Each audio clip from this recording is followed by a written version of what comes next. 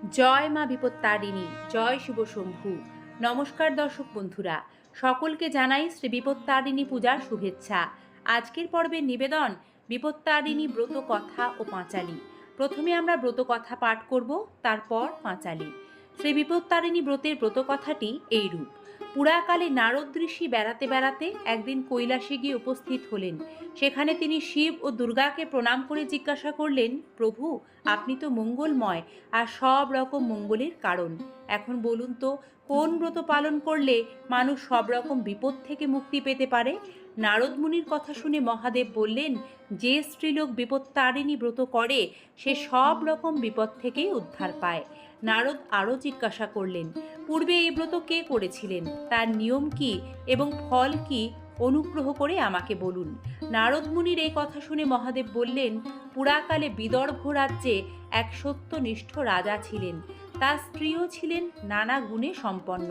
ঘটনাচক্রে একদিন এক চামারের বউয়ের সঙ্গে রানীর পরিচয় হলো। লুকিয়ে লুকিয়ে তারা অনেক জিনিসপত্র দেওয়া নেওয়াও করতে লাগলো। একদিন দুজনের নানা কথাবার্তা বলার মাঝখানে রানী চামারিনীকে বললেন তিনি কখনো গোমাংস দেখেননি, এবং আরও বললেন চামারিনীকে একটু গোমাংস লুকিয়ে এনে দেওয়ার জন্য। চামারিনী প্রথমে খুব ভয় পেল, কিন্তু রানী এত জোরাজুরি করলেন যে রানীর কথা মতো চামার বউ একদিন একটু গোমাংস বেশ ঢাকাঢুকি দিয়ে এনে রানীকে দিয়ে গেল। রানীও সেটা নিজের ঘরে লুকিয়ে রাখলো। ক্রমে কথাটা রাজার কানে গিয়ে উঠল এবং রাজা খুবই রেগে গেল। পরক্ষণেই তিনি অন্তঃপুরে গিয়ে রানীকে বললেন, তোমার ঘরে তুমি কি লুকিয়ে রেখেছো? শিগগিরই আমাকে দেখাও, তা না হলে তোমার গর্দান যাবে। রাজার রাগ দেখে রানীর খুব ভয় হলো। কাঁপতে কাঁপতে রানী বললেন, আমার ঘরে নানা রকম ফলমূল আছে। রাজাকে এই কথা বলার পর রানী ঘরে ঢুকে মনে মনে মা দুর্গাকে খুব ডাকতে লাগলেন। রানী মনে মনে বললেন, মা বিপত্তারিণী, আমি আজ খুব বিপদে পড়েছি, আমাকে আশ্রয় দাও মা, এ বিপদ থেকে উদ্ধার করো। আমি সারা জীবন তোমার ব্রত পালন করব।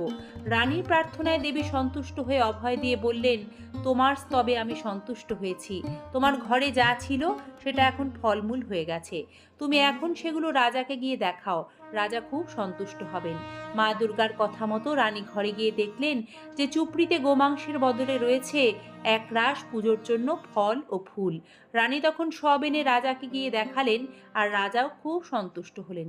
ক্রমেই রানী ওই ব্রত করতে লাগলেন এবং সুখ লাভ করে দেহত্যাগের পর স্বর্গে চলে গেলেন। এই ব্রত করলে সংসারে বিপদ আপদ থাকে না। মা বিপত্তারিণী তাকে সকল বিপদ থেকে উদ্ধার করেন। এবার শ্রবণ করুন শ্রী বিপত্তারিণী পাঁচালী। একদিন গঙ্গা স্নান করিবারে তরে দেবর্ষি গমন করেন জাহ্নবীর নীরে। তথায় তীরেতে বসি দেব কন্যাগণ জিজ্ঞাসিলে ঋষিবরে করিয়া দর্শন। বিল্লপত্র ধান্য দুর্বা পুষ্প রাশি রাশি কোথা হতে আসিলে যাইতেছে ভাসি। প্রতিদিন বৃথা মোরা স্নান করি যাই, কোনদিন এই রূপ দেখিতে না পাই। তুমি প্রশ্নের উত্তর। নারদ বলেন, সবে শুনো মন দিয়া, বলিতেছি সব আমি বিস্তার করিয়া। সৃষ্টি স্থিতি লয় হয় কটাক্ষেতে যাঁর, তাহার স্বরূপ বর্ণনে শক্তি আছে কার। অনন্ত স্বরূপ তার অনন্ত মহিমা, কে পাইবে বড় তার মহিমার সীমা। ভিন্ন ভিন্ন রূপ ভিন্ন পূজার বিধান, ভিন্ন ভিন্ন রূপ দিয়া করে ভক্ত প্রাণ। দুই তিন লীলা তার করিব বর্ণন, মন দিয়া সবে তাহার করিব শ্রবণ। দুর্গাকে যেইভাবে সুরথ রাজায়, রক্ষা দেবী করে আমি তাই। পরম ধার্মিক রাজা সুরথ রাজন, চন্দ্রবংশে জন্ম তিনি করেন ধারণ। শত্রুগণ তার রাজ্য করিত হরণ, গোপনে করেন তিনি অরণ্যে গমন। তথায় বেধসমুনি তারে মন্ত্র দিল, দুর্গারূপ ধ্যান করি দেবীকে তুষিল। তুষ্ট হয়ে নৃপতিকে দিলা দেবী বর, বর পেয়ে রাজা অতি প্রফুল্ল অন্তর। নিজ শত্রুগণে করি সমূলে সংহার, নষ্ট রাজ্য পাইলেন তিনি পুনর্বার। মঙ্গলচণ্ডিকার রূপ করিয়া ধারণ, যে লীলা করিলা দেবী শুনহ এখন। সদাগর ছিল এক নাম ধনপতি, লহনা খুলল না তার দুইটি যুবতী। খুল্লনার প্রতি স্বামী ছিল প্রতিকূল, স্বামীর ভয়েতে ধনী সর্বদা ব্যাকুল। মঙ্গলচণ্ডিকা দেবী করি আরাধন, স্বামীকে আপন বশে করে আনয়ন। তৎপর বাণিজ্যে যাত্রা করে সদাগর, খুল্লনাকে বলে তথা আসিতে সত্তর। দেবীর পূজায় ছিল খুল্লনা তখন, আসিতে পারিল না সে তরা সে কারণ। সদাগর যে তথা বিলম্ব দেখিয়া, ভাঙিল দেবীর ঘট ক্রোধে দণ্ড দিয়া। বাণিজ্যে যাইয়া কষ্ট বিস্তর পাইল, খুল্লনার পুণ্য ফলে প্রাণীতে বাঁচিল। হেথায় খুল্লনালয়ে ভাঙা ঘট শিরে দেবীর নিকট ক্ষমা চাহে সকাতরে। বহু বর্ষ সদাগর আসিল না দেশ, খুল্লনা দেবীর পূজা করি সবিশেষ। শ্রীমন্ত বালক পুত্রে নৌকা আরোহণে পাঠাইয়া দিল স্বীয় পিতৃ অন্বেষণে। সেও বহুতর কষ্ট বিদেশে পাইয়া জননী পুণ্যে ফিরে পিতাকে পাইয়া। দেবীর চরিত্র অন্য করিব ব্যাখ্যান, শ্রবণ করহ তাহা সবে দিয়া কান। বৃন্দাবনে কাত্যায়নী রূপে তার স্থিতি, পুণ্যাত্মা হয় পুঁজি ব্রজের যুবতী। কৃষ্ণ যাতে পতি হন এ কামনা করি, কাত্যায়নী ব্রত করে ব্রজের কুমারী। 1 মাস যমুনায় করে প্রাতঃস্নান, তীরে উঠে দেবী মূর্তি করিয়া নির্মাণ। অগরু চন্দনাদি সুগন্ধি সকল, বিবিধ প্রকার মিষ্ট নানাবিধ ফল। দেবীর পূজায় সব করিয়া অর্পণ, দেবীর ধ্যানে সবে হয় নিমগন। তারপর হবিষান্ন করিয়া সকলে, রাত্রিতে শয়ন করি থাকয়ে ভূতলে। এরূপ কঠিন ব্রত করে 1 মাস, তাহাতে সম্পূর্ণ হয় সকলের আশ। সবাকারে বর দিল শ্রীনন্দন, অচিরে সবার হবে বাসনা পূরণ। এইরূপ নানা স্থানে ধরি রূপ নানা, পূর্ণ করে মহাদেবী ভক্তের বাসনা। দেবর্ষি বলেন শুনো দেবকন্যাগণ, হইল দেবীর 3 লীলা বর্ণন। তাহার অনন্ত লীলা অনন্ত মহিমা, অনন্ত বলিয়া যার না পাইল সীমা। বিপদ তারিণী ব্রত হয় যে প্রকার, এখন বর্ণিব সেই লীলা চমৎকার। একদিন নানা স্থানে করিয়া ভ্রমণ, উপনীত হইলাম কৈলাস ভুবন। দেখিলাম হরগৌরী বসিয়া কাশন, নানাবিধ তত্ত্ব কথা করে আলাপন। হেনকালে পদ্মা আসি ভিক্ষা শিরোময়, বলদেবী পিতারিণী সকলে তোমায়। বিপদে তারিণী নামে অভিভূত করে, তোমাকে পূজিয়া কার দুঃখ গেল দূরে। পদ্মার মুখের প্রশ্ন শুনি ভগবতী, বলিতে লাগিল তবে শঙ্করের প্রতি। যখনাথ পদ্মা মোর দাসীর প্রধান, কৃপা করি প্রশ্ন করে পুত্রের প্রদান। শ্রীমুখে করিল যাহা শঙ্কর বর্ণন, বলিতেছি তাহা সবে করত শ্রবণ। আষাঢ়ের শুক্লপক্ষে দ্বিতীয়ার পরে, শনিবার মঙ্গলবার যেই দিন পরে, সেই দিন অতিশয় হয়ে সাবধান, যথাবিধি দেবী পূজা করো সমাধান। পূর্বদিনে হবিষান্ন করি যথারীতি, পরদিন শুদ্ধভাবে ব্রতে হবে ব্রতী। সকল পল্লব দিয়া ঘটের উপর, সংকল্প করিয়া ঘট স্থাপতার পর। বিবিধ নৈবেদ্য ফল বিবিধ প্রকার, তণ্ডুল নির্মিত রম্য পুষ্পকারিয়ার। অখণ্ডিত গুড়া পান আর তাতে ধরি, প্রতিদ্রব্য সাজাইবে 13 করি।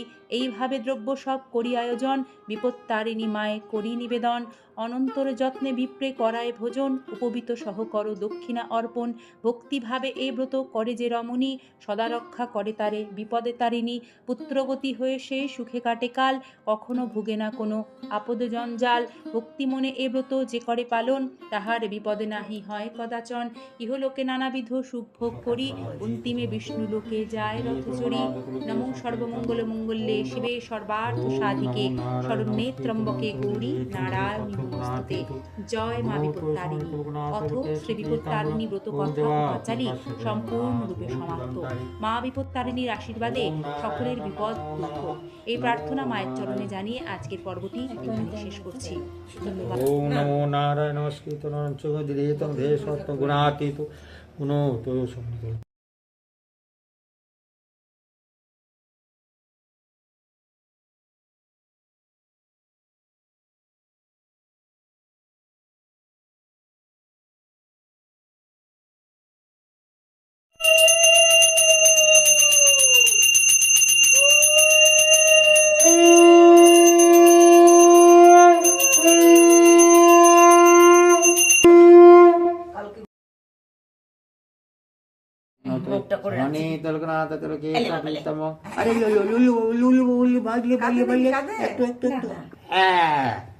ওম নমো নারায়ণ নমস্কৃত নরং দিরেতং দেহে সত্ত্বং গুণাতীত গুণোত সমৃদ্ধ গুণাতীত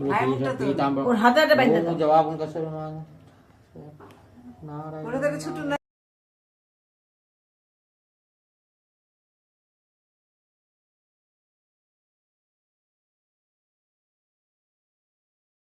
হ্যালো বর্তাজি, বর্তাজি বাবু হয়েছে বলে কি নাই ও ভিজে যাবে, পটি টটি গুলো নোংরা হবে বলে বাদলে এখন বলো পটি একটু বাবু।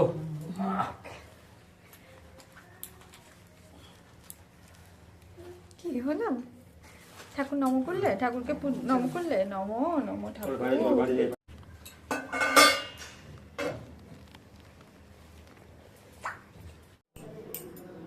নম নম, এই যে